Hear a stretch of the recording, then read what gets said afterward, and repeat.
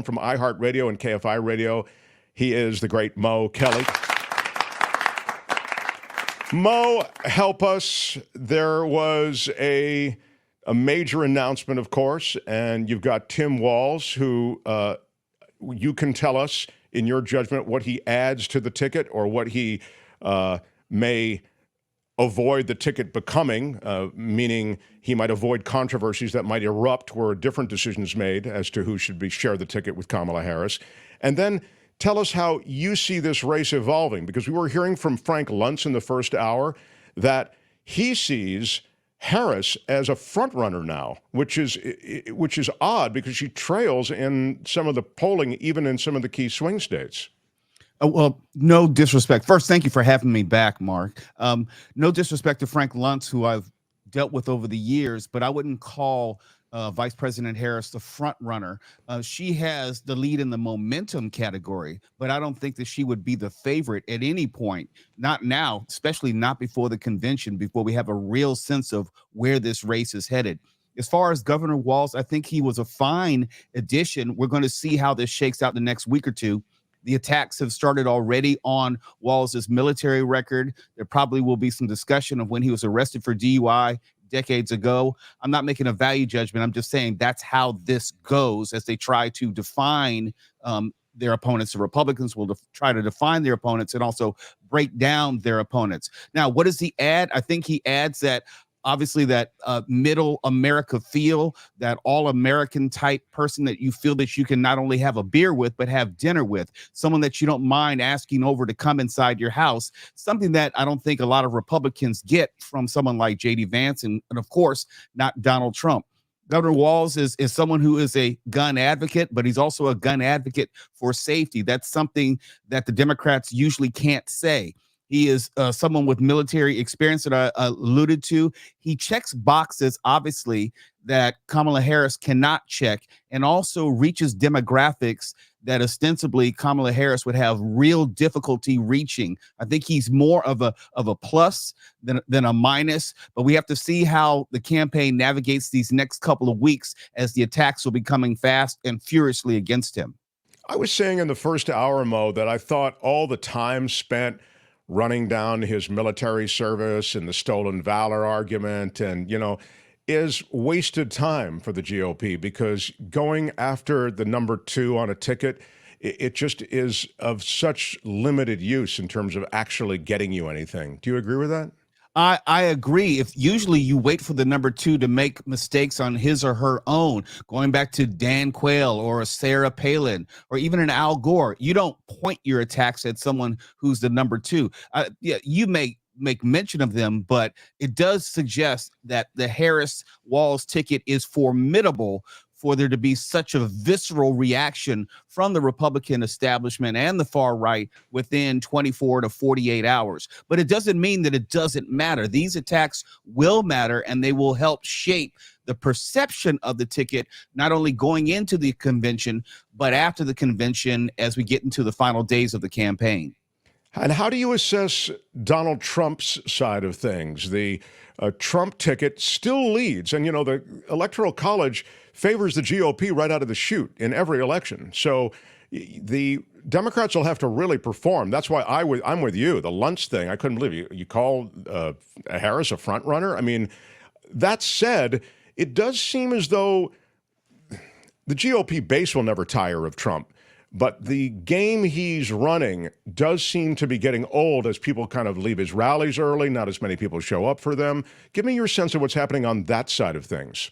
If Kamala Harris did anything, and also Tim Walz continued, is that enthusiasm gap that generally Democrats have to close. They've closed that gap. Kamala Harris came out like a bat out of hell with this enthusiasm, the fundraising numbers. And the question was, when she chose her running mate, was it going to be someone which is going to provide some sort of obstacle or somehow limit her enthusiasm or derail the momentum that she had generated? And so far, that has not happened. They have maintained the momentum. They've increased the unity on the Democratic side of this conversation. But I still wouldn't call them the front runners. This is what Democrats do have going for them.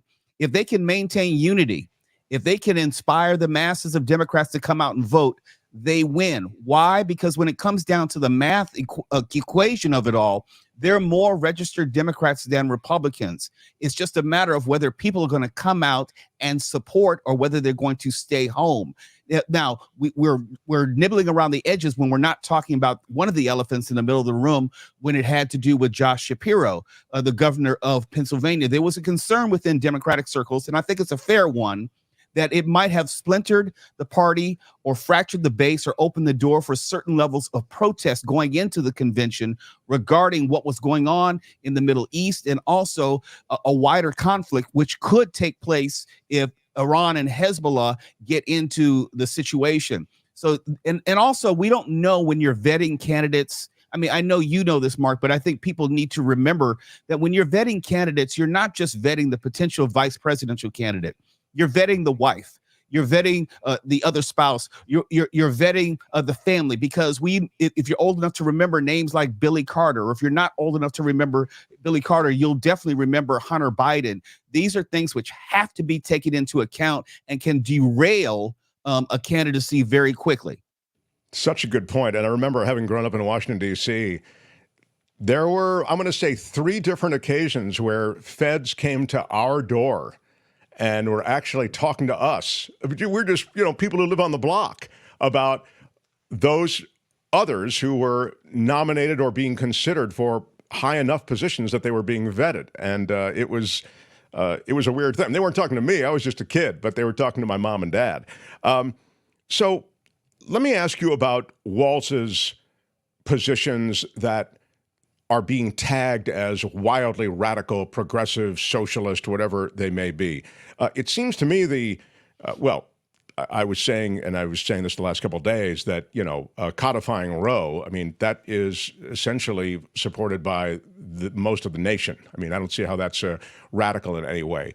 Giving breakfast and lunches to kids in school, I don't see how that's particularly radical, or how that's going to, I mean, and even the gun legislation to which you've referred, that is supported by an overwhelming number of people in America, even gun owners. So you're left with things like the trans rights bill that is in Minnesota, and also the immigrant services legislation that is in Minnesota. And maybe there's some others, but those seem to be the 2 that you can go, okay, but that there can be legitimate disagreement on. How do you assess the tagging of Walz as a progressive, and specific policies within Minnesota to which he can be linked that might further that tagging?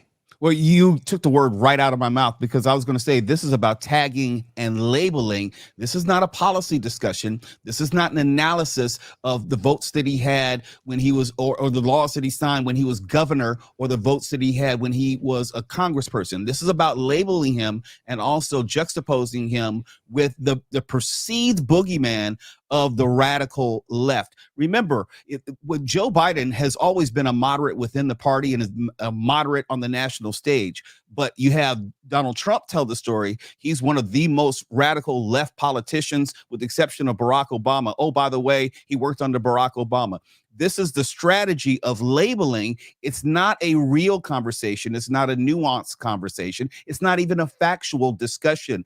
This is for people who want to get on social media and want to talk about these issues in shorthand. You and I discuss these issues every single day. We're diving into the minutiae. We are looking at this on a base policy level, looking for facts.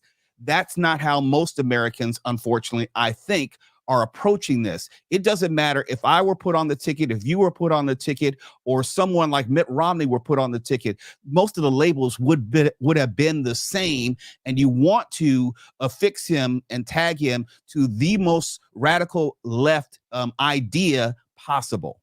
So it's just dirty politics, really. I mean, it doesn't represent, I know those are my words, but it doesn't represent what you're saying necessarily, any kind of policy position, as much as it does the efficacy with which you can smear somebody or tag somebody or, put the stink on somebody. Right. That's what it comes down to, because it is about winning an election. It's not about having a marketplace or competition of ideas to see if the Republican ideas are better than the Democrats' ideas. This is about pointing the finger and alleging that that person on the left side of the aisle is somehow radical, socialist, leftist, dangerous, next to Antifa, and probably having birthday parties with communists and socialists. It's not a real discussion. It's about animating a base with buzzwords that people are semi-familiar with. I get into discussions all the time. It's like, why are you calling that person a communist? Do you not know what that person has done for big business and capitalism? But the word communism or socialism, they just fly out of people's mouths with no real understanding of what they are as either a government system or an economic system. It's so well put. It's almost past the expiration date that I can ask this question, but it's not quite. The horse is out of the barn, okay? But you made me think of it when you said it's about winning elections. Would Shapiro have been a better choice to win the election? Well, you have to look at it within the context of the variables in that particular election. I would say any other election, and this is just assuming that there are no major skeletons in his closet or his family's closet. Any other election other than in 2024, I would say absolutely. But there has to be an honest conversation with about the splintering of the Democratic Party and what problems. I'm not saying it's fair, but it's a factual presence about how Democrats are not able to manage this Israel issue with any type of competence. And they are more scared of losing an election than they are doing the right thing for the good of people. That's what I think. That's interesting, and you're right. The Republican position on Israel is so much easier. It's kind of turnkey. It's like, yes, we're with them all the way. No, there's no subtlety. There's no nuance. There's no where the Democrats are trying to split the baby a little bit, huh? Well, they have to, because let's not forget, they want to win Michigan. Michigan has a high Muslim Arab population. There's some real mathematics to this. And regardless of what you may feel about Israel, Hamas, Gaza, there is a measurable percentage of people who vote Democrats who are opposed to the Democrats' public stance on this, or feel that Joe Biden has not been tough enough on Benjamin Netanyahu, or has not fought hard enough for those in Gaza. I'm not saying that's true. I'm saying that there is a real and measurable segment of the voting Democratic populace to where, if you're Kamala Harris, it has to be a consideration you have to make. When you're talking about electoral college politics and that math, no, there's no good argument that you can make that where you would let a sitting Pennsylvania governor sit on the sidelines when fundamentally you must win Pennsylvania to win the White House. Politics is very complicated, and it's not just on the surface of, well, he's the governor for Pennsylvania, we have to have him. No, there's some other issues where you could torpedo the party before you even get out of the convention. Sure. It's interesting, though, that this is a particularly piercing question because he is such a popular governor in the state that you do need to carry, yet he coexists as that alongside these other things that you've mentioned, these very difficult policy decisions that involve a lot of people's gut decision making, meaning that it's a deal buster for them. Here you go from teacher Lori. No, it's anti-Semitism. It's rampant in the USA, regardless of the Middle East, and there's a quality of that. Yes, that's part of it too. Yeah, I mean, and you know this because we are a racist, Jew-hating country. I'm sorry, it really is true. The undercurrent of both are there, and there's some other undercurrents as well. I don't mean to reduce it just to that, but it's a legitimate question. But look, it's never been about the best person. It's about who's viable and who's electable, and whether you can convince all of your base to come out and support. And if you look at the positions of Josh Shapiro, it's not really different than anyone else in the Democratic Party. But the perception of him taking certain stances as a Jewish man may not be received in the same way. And I say this all the time. It may not be fair, but it's a fact. In the same way that Kamala Harris may take certain positions as a former attorney general, which are not loved by African Americans, even though that was her job as an attorney general and the DA of San Francisco. A lot of times it's the optics, not necessarily the factual analysis, that his position, Josh Shapiro, is really no different than the Democratic position or other Democrats, are probably not even any different than Tim Walz when it comes down to it. Sure. No Contendo says there's a high Sudanese population in Milwaukee too. Muslim. Big shout out. That's in Milwaukee.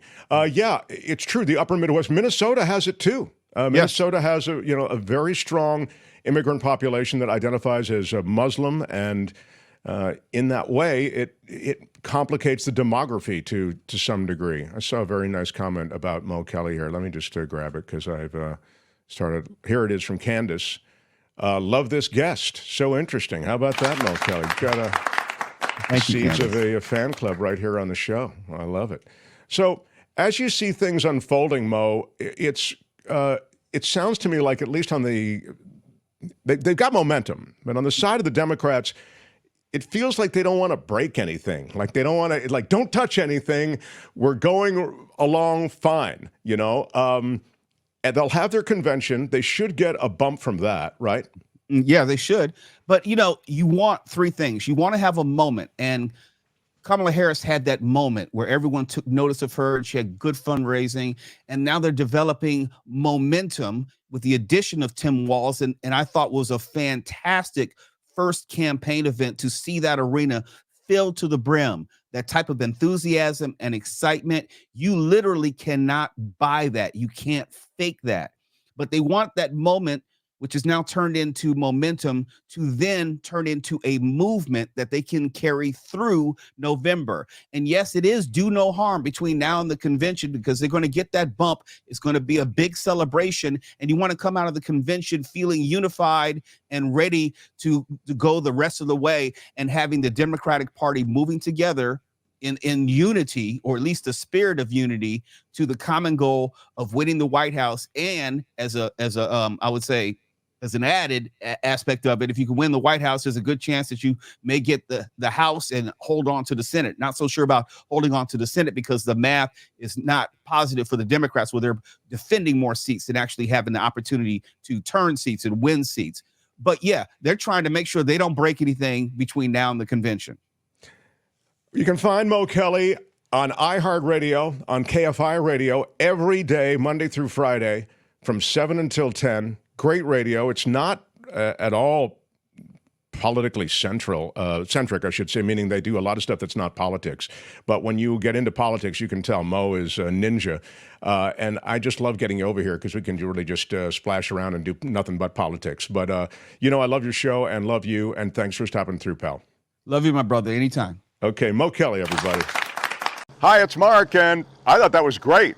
Hit the notification bell. You'll know whenever there's a new video being dropped, and please subscribe to our channel to help us save the universe.